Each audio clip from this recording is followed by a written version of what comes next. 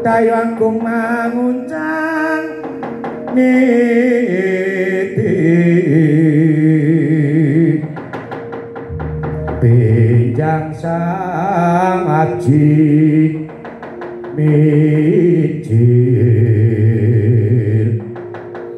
landing medali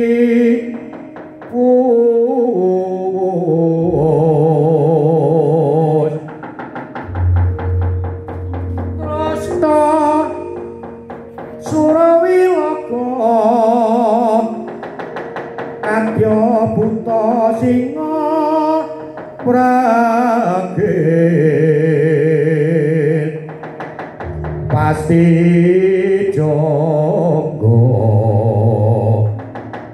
dan danyo mangambah boyo ora ilang tak kedepake ora pangling Pak Dekarto Marmo ora ana paring gawe Dik kok ketok wedi banget ketemu karo aku Antasena. Wah, arep sidan malah ketemu macan. Antasena. Piye Pak Dik? Piye paring gawe apa kowe kok dadi nggawa wadyabala segelar sepapan mepet ana perbatasan Goro Pringgodani. Watake Kurawa ki nanti bakal gawe cilaka, bakal gawe bubras. Saiki ngaku. Aku sing dadi patroli sing mantroleni negara Pringgodani. Ayo, saiki kowe jujur. Kowe sak wadyabalamu arep menyang endi? Antasena. Piye? Diutus dening Paman Duna lan Paman Sembuni kinen aku kinen nggawa bali Raden Kalabendana kang saiki lunga saka Kadipaten Permalang. Urusanmu apa karo Kadipaten Permalang? Yen tak rasa antarané Ngastina karo Permalang ki ora urusan apa-apa. Lah kok kowe melu-melu urusane negara liya? Kowe mesti duwe maksud sing ora apik. Saiki tak jaluk mumpung dulu kebacut Pak Dekarto Marmo bali sak wadyabalamu. Aja nganti mlebu tlatah Pringgodani awit negara Pringgodani iki lagi arep dibangun. Material wis dokeh, halo wis do teko.